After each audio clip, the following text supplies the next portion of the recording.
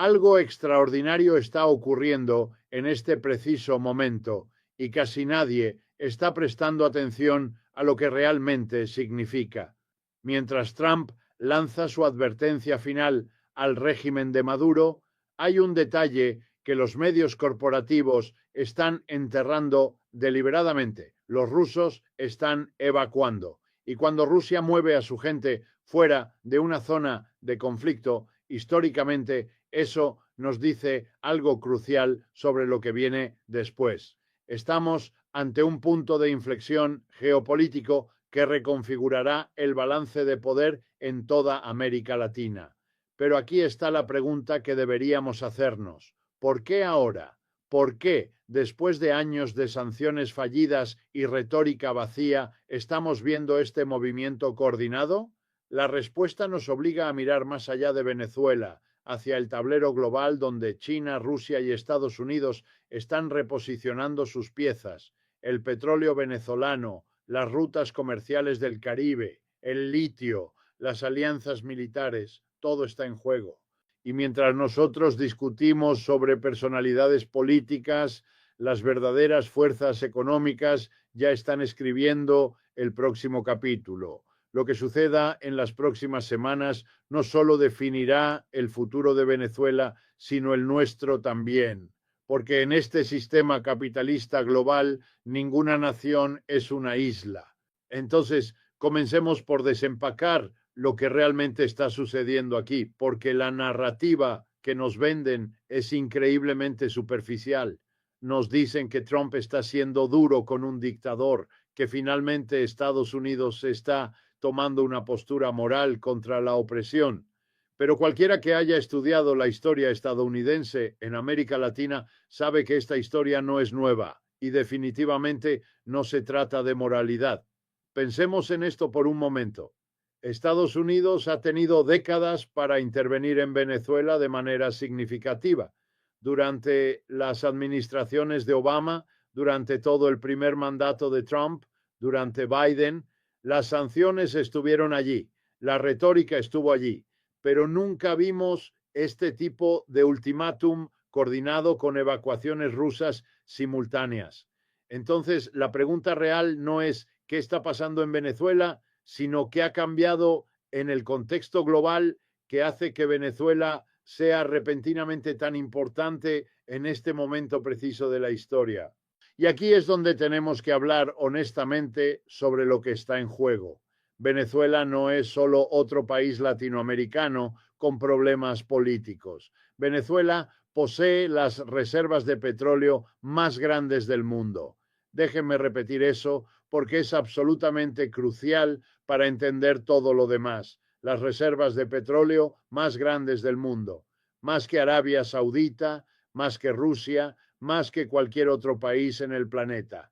Ahora, estas reservas son principalmente petróleo pesado, que es más costoso de refinar, pero con los precios del petróleo donde están y con las tecnologías modernas de refinación, estamos hablando de billones de dólares en recursos energéticos. Y no solo petróleo. Venezuela tiene enormes depósitos de oro, diamantes y, crucialmente para la economía del futuro, minerales raros que son esenciales para la tecnología de baterías y la transición energética verde que todos los países están persiguiendo. Pero aquí está lo que hace que la situación actual sea completamente diferente a cualquier otra cosa que hayamos visto antes. Durante años, mientras Estados Unidos imponía sanciones y trataba de aislar a Venezuela, otros actores globales estaban moviéndose silenciosamente. China ha invertido decenas de miles de millones de dólares en Venezuela, principalmente en el sector petrolero, pero también en infraestructura, minería y telecomunicaciones.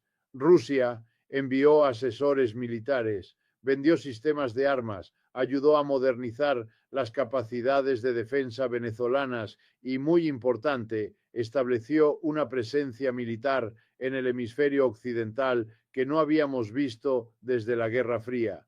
Esto no fue accidental. Tanto China como Rusia vieron en Venezuela una oportunidad no solo de acceder a recursos, sino de desafiar la hegemonía estadounidense literalmente en el patio trasero de Estados Unidos. Ahora saltemos al presente. Trump regresa a la presidencia en un momento en que el orden mundial está fundamentalmente reorganizándose. La guerra en Ucrania ha expuesto las limitaciones del poder militar ruso, pero también ha demostrado su resistencia bajo sanciones masivas. China está expandiéndose económicamente por todo el sur global a través de la iniciativa de la Franja y la Ruta. Estados Unidos está tratando desesperadamente de mantener su posición como potencia hegemónica global, pero enfrenta desafíos en múltiples frentes simultáneamente. Y en medio de todo esto, Venezuela se ha convertido en un símbolo de algo mucho más grande: la lucha por determinar quién controla los recursos y las rutas comerciales del futuro. La evacuación rusa que estamos viendo no es un retiro casual. Cuando Rusia mueve a su personal fuera de una zona, históricamente eso significa una de dos cosas: o están anticipando una acción militar que podría poner en peligro a sus ciudadanos, o han llegado a algún tipo de acuerdo tras bambalinas que cambia fundamentalmente su cálculo de riesgo-recompensa. Y aquí es donde tenemos que prestar mucha atención a los detalles que no aparecen en los titulares. Rusia está profundamente comprometida en Ucrania, gastando recursos militares y económicos masivos en ese conflicto. ¿Tiene sentido para ellos abrir un segundo frente de confrontación con Estados Unidos sobre Venezuela? Probablemente no. Entonces, ¿qué tipo de conversaciones están ocurriendo entre Washington y Moscú que no estamos viendo? Y no olvidemos el papel de China en todo esto. China ha sido mucho más silenciosa que Rusia en Venezuela, pero su inversión económica es mucho más profunda y de más largo plazo. Los chinos no juegan el juego del espectáculo militar que tanto ama Rusia. Ellos juegan el juego económico largo, construyendo dependencia a través de préstamos, inversión en infraestructura y lazos comerciales que hacen que sea casi imposible para los países desenredarse. Venezuela le debe a China más de 60.000 millones de dólares, principalmente pagaderos en petróleo. Esa es una cantidad asombrosa de deuda y le da a China una influencia enorme sobre las decisiones de política venezolana. Entonces, aquí está el dilema estratégico que enfrenta Estados Unidos. Si Trump intenta una intervención militar directa o incluso respalda un golpe que tiene éxito en derrocar a Maduro, ¿qué pasa con toda esa deuda china? ¿Qué pasa con los contratos petroleros? ¿Qué pasa con la infraestructura que China ha construido? Un nuevo gobierno venezolano pro-estadounidense podría tratar de renegociar o incluso repudiar esos contratos, pero eso crearía un precedente masivo que afectaría las inversiones chinas en todo el sur global. China no puede permitir que eso suceda sin responder de alguna manera. Pero por otro lado, si Estados Unidos no hace nada y permite que Venezuela continúe siendo un bastión antiestadounidense en América Latina con respaldo chino-ruso, eso envía una señal completamente diferente sobre la capacidad estadounidense para proyectar poder en su propia región. Y aquí es donde la situación se vuelve realmente fascinante desde una perspectiva económica, porque no estamos solo hablando de geopolítica abstracta, estamos hablando de economía política muy concreta. El capitalismo estadounidense necesita acceso a recursos energéticos a precios estables. La economía estadounidense, a pesar de todos los avances en energía renovable, todavía funciona principalmente con combustibles fósiles y lo hará durante décadas más. Tener las reservas de petróleo más grandes del mundo controladas por un gobierno hostil que está alineado con tus principales rivales geopolíticos no es solo un problema diplomático, es un problema económico estratégico de primer orden. Pero hay otra capa aquí que no podemos ignorar. Venezuela no está colapsando económicamente por accidente. Las sanciones estadounidenses han sido devastadoras para la economía venezolana. Eso es innegable. Pero también es cierto que el gobierno de Maduro ha manejado mal la economía de maneras que son difíciles de exagerar. La hiperinflación que Venezuela experimentó fue una de las peores en la historia moderna. La gente perdió los ahorros de toda una vida, literalmente de la noche a la mañana. Millones de venezolanos han huido del país, creando una de las crisis de refugiados más grandes del hemisferio occidental. Y aquí está la parte que rara vez se discute honestamente. Este sufrimiento económico masivo no ocurrió porque Venezuela no tiene recursos o porque su gente no es capaz, ocurrió por decisiones políticas específicas, tanto dentro como fuera del país. Dentro de Venezuela, el gobierno adoptó políticas económicas que cualquier economista te diría que eran insostenibles. Imprimir dinero masivamente sin respaldo productivo, controles de precios que destruyeron los incentivos de producción, nacionalizaciones que ahuyentaron la inversión y la experiencia técnica, corrupción en una escala que desvió miles de millones de dólares de la economía productiva. Todo esto son fallas de política interna, pero externamente Estados Unidos aplicó un régimen de sanciones diseñado específicamente para hacer colapsar la economía venezolana. No pretendamos que esas sanciones eran sobre democracia o derechos humanos, eran sobre cambio de régimen. El objetivo explícito era hacer que la vida fuera tan miserable para los venezolanos comunes que se levantaran y derrocaran a su gobierno. Ahora pregúntense esto, ¿ha funcionado esa estrategia? Después de años de las sanciones más duras, Maduro todavía está en el poder. Su régimen está debilitado, ciertamente, pero no ha caído. Mientras tanto, el pueblo venezolano ha sufrido enormemente. Millones han huido y los rivales geopolíticos de Estados Unidos se han arraigado más profundamente en el país. Desde una perspectiva puramente estratégica, es difícil argumentar que la política estadounidense ha sido un éxito. Ha logrado crear sufrimiento masivo, pero no ha logrado su objetivo declarado de cambio de régimen. Esto plantea preguntas más amplias sobre toda la estrategia de usar el estrangulamiento económico como herramienta de política exterior. Y aquí es donde volvemos a la advertencia de Trump y lo que realmente significa. Trump está operando en un contexto donde las herramientas tradicionales de la política exterior estadounidense, sanciones, aislamiento, amenazas, no han funcionado para producir los resultados deseados en Venezuela. Entonces, ¿qué queda? ¿Intervención militar directa? Eso viene con sus propios riesgos masivos. Estados Unidos tiene experiencia con intervenciones militares en América Latina y casi nunca terminan bien a largo plazo. Irak, Afganistán, Libia, todos estos lugares nos mostraron que es mucho más fácil derrocar a un gobierno que construir algo estable en su lugar. ¿Por qué Venezuela sería diferente? Pero tal vez, y esto es especulativo, pero vale la pena considerarlo, tal vez estamos viendo una estrategia completamente diferente desarrollándose.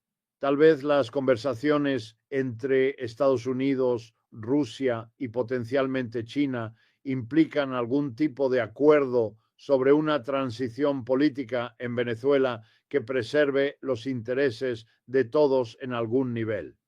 Rusia mantiene algunos intereses económicos, pero retira su presencia militar más provocativa. China mantiene sus contratos petroleros, pero acepta un gobierno venezolano más neutral.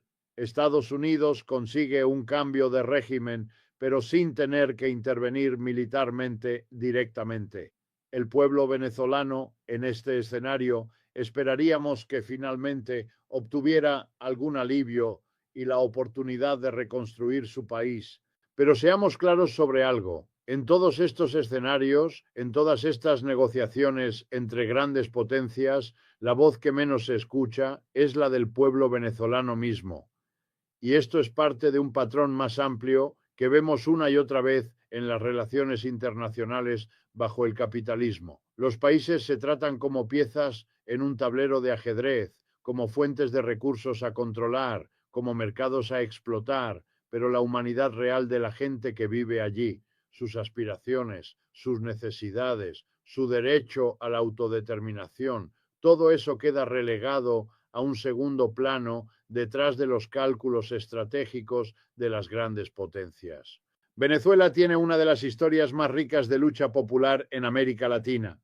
El movimiento bolivariano que llevó a Chávez al poder surgió de décadas de organización de base contra un sistema político profundamente corrupto que había entregado los recursos del país a élites nacionales y corporaciones extranjeras.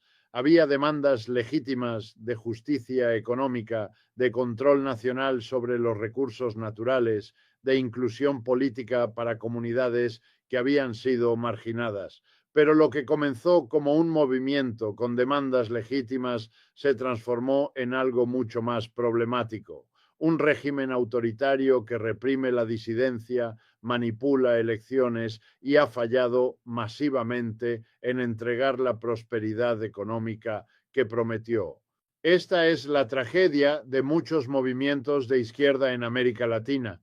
Surgen de luchas genuinas contra la explotación, contra la dominación imperialista, contra la desigualdad estructural, pero luego, ya sea por presión externa, errores internos o la corrupción que viene con el poder concentrado, terminan reproduciendo muchas de las mismas estructuras opresivas que originalmente se opusieron, solo con diferente retórica y diferentes beneficiarios. Y esto no es solo una crítica de Venezuela, lo hemos visto en Cuba, lo vimos en Nicaragua, lo hemos visto en varios momentos en diferentes países latinoamericanos. El problema fundamental es que en un sistema capitalista global hay límites muy reales sobre lo que cualquier país individual puede hacer para transformar su economía y su sociedad, especialmente si ese país desafía los intereses de las potencias dominantes. Las sanciones económicas, el aislamiento financiero, la exclusión de los mercados internacionales, todas estas son herramientas poderosas que pueden estrangular incluso a economías grandes. Entonces los países enfrentan una elección imposible: o aceptan su lugar subordinado en el orden económico global o intentan resistir y enfrentan las consecuencias devastadoras de esa resistencia para su población. Ahora, volviendo a la situación inmediata, ¿qué podemos esperar realmente que suceda en las próximas semanas y meses? Si miramos los patrones históricos, hay varios escenarios posibles. Uno es que esta advertencia de Trump es principalmente teatro político, diseñada para consumo doméstico en Estados Unidos, pero sin intención real de acción militar. Trump podría estar tratando de parecer duro en política exterior, especialmente frente a sus críticos que dicen que es demasiado amigable con dictadores. En este escenario, después de mucha retórica, no cambia mucho sustancialmente. El segundo escenario es que hay algún tipo de operación encubierta en marcha, respaldando a fuerzas de oposición dentro de Venezuela para intentar otro golpe o levantamiento. Estados Unidos tiene un historial largo de este tipo de intervenciones en América Latina. Ya vimos un intento fallido en 2019 cuando reconocieron a Juan Guaidó como presidente legítimo. Ese esfuerzo básicamente colapsó porque no tuvo suficiente apoyo dentro del ejército venezolano y porque el régimen de Maduro resultó ser más resistente de lo que muchos esperaban. Un segundo intento podría tener más probabilidades de éxito si hay más coordinación con factores militares internos, pero también viene con todos los mismos riesgos de violencia, inestabilidad y consecuencias no deseadas. El tercer escenario, y tal vez el más preocupante, es algún tipo de intervención militar directa. Esto podría ser bombardeos dirigidos a infraestructura militar específica, podría ser un bloqueo naval para cortar el comercio de petróleo, podría incluso ser tropas terrestres en casos extremos.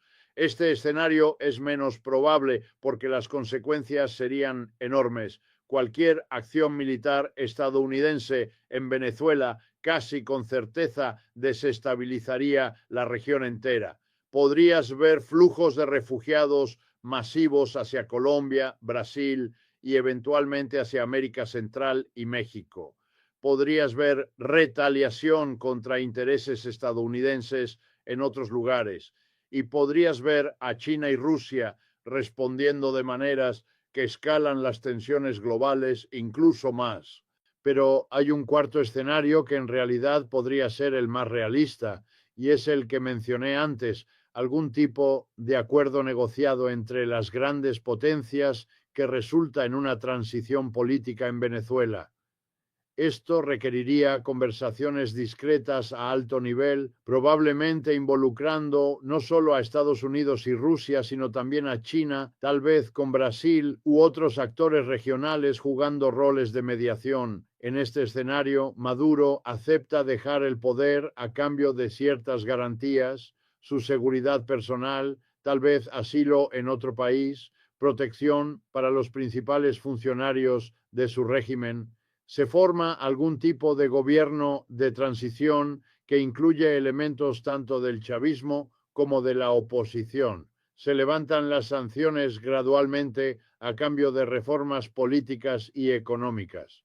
China mantiene sus intereses comerciales. Rusia retira su presencia militar, pero conserva algunas relaciones económicas. Y Estados Unidos declara victoria y comienza a reinvolucrarse económicamente. Este tipo de transición negociada es realmente difícil de lograr, pero no sin precedentes. Lo vimos en algunos de los países del bloque soviético después de 1989. Lo vimos en ciertas transiciones en África. El desafío es que todos los lados tienen que creer que obtienen algo del acuerdo y todos tienen que estar dispuestos a aceptar menos que sus demandas máximas. Para Estados Unidos eso significa aceptar que Venezuela no se convertirá en un aliado totalmente pro-estadounidense de la noche a la mañana. Para Rusia y China significa aceptar algo de pérdida de influencia. Para Maduro y su círculo significa renunciar al poder. Y para la oposición venezolana significa compartir el poder con elementos del régimen actual en lugar de obtener el control total. Desde la perspectiva del pueblo venezolano común, probablemente ninguno de estos escenarios es ideal. Lo que realmente necesitan es una transformación económica fundamental que pueda restaurar la producción, controlar la inflación, crear empleos, reconstruir servicios públicos y establecer instituciones democráticas que realmente respondan a las necesidades populares, pero lograr eso en el contexto de un sistema capitalista global que estructura la desigualdad, donde las grandes potencias ven a países pequeños principalmente como fuentes de recursos y mercados, es increíblemente difícil.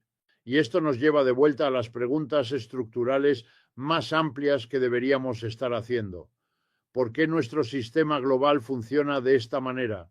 ¿Por qué los conflictos sobre recursos energéticos llevan a décadas de sufrimiento para poblaciones enteras? ¿Por qué las grandes potencias pueden imponer sus voluntades sobre países más pequeños a través de estrangulamiento económico?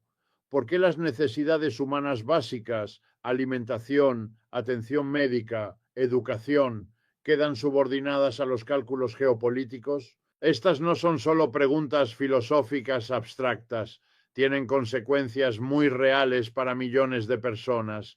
Cada venezolano que ha huido de su país, cada familia separada, cada persona que murió por falta de medicinas o desnutrición, cada estudiante cuya educación se interrumpió, todas estas son consecuencias directas de las estructuras políticas y económicas que hemos construido a nivel global. Y mientras esas estructuras permanezcan intactas, seguiremos viendo estos mismos patrones repetirse una y otra vez en diferentes países, con diferentes nombres, pero con la misma lógica subyacente. El capitalismo global requiere acceso a recursos naturales, requiere mano de obra barata, requiere mercados para vender productos, requiere lugares donde invertir capital excedente para obtener ganancias. Y cuando surgen gobiernos que desafían este sistema, que intentan controlar sus propios recursos, que intentan priorizar las necesidades de su propia gente sobre las ganancias corporativas, enfrentan una presión inmensa para conformarse o colapsar. A veces esa presión viene en forma de sanciones económicas, a veces viene en forma de desestabilización política encubierta, a veces viene en forma de intervención militar directa, pero la presión siempre está allí, estructurada en el sistema mismo. Entonces, cuando vemos a Trump dando una advertencia final a Maduro, cuando vemos a los rusos evacuando, cuando vemos a China observando silenciosamente desde las líneas laterales, no estamos solo viendo una crisis diplomática aislada, estamos viendo otra iteración de conflictos fundamentales sobre cómo funciona nuestro mundo, quién controla los recursos, qué voces importan en las decisiones que afectan a millones de vidas. Y hasta que confrontemos esas cuestiones estructurales más profundas, hasta que construyamos sistemas que realmente prioricen las necesidades humanas y la sostenibilidad ambiental sobre la acumulación de ganancias y el poder geopolítico, seguiremos viendo estas crisis emerger una y otra vez. La situación en Venezuela es urgente, es real y merece nuestra atención, pero también debería ser una oportunidad para reflexionar más profundamente sobre el tipo de mundo que queremos construir. ¿Queremos un mundo donde unos pocos países poderosos dictan términos a todos los demás? ¿Queremos un mundo donde los recursos naturales son tratados como mercancías a pelear en lugar de como patrimonio compartido de la humanidad? ¿Queremos un mundo donde el sufrimiento económico masivo es una herramienta aceptable de política exterior? Estas son las preguntas que deberíamos estar haciendo mientras observamos los eventos desarrollarse.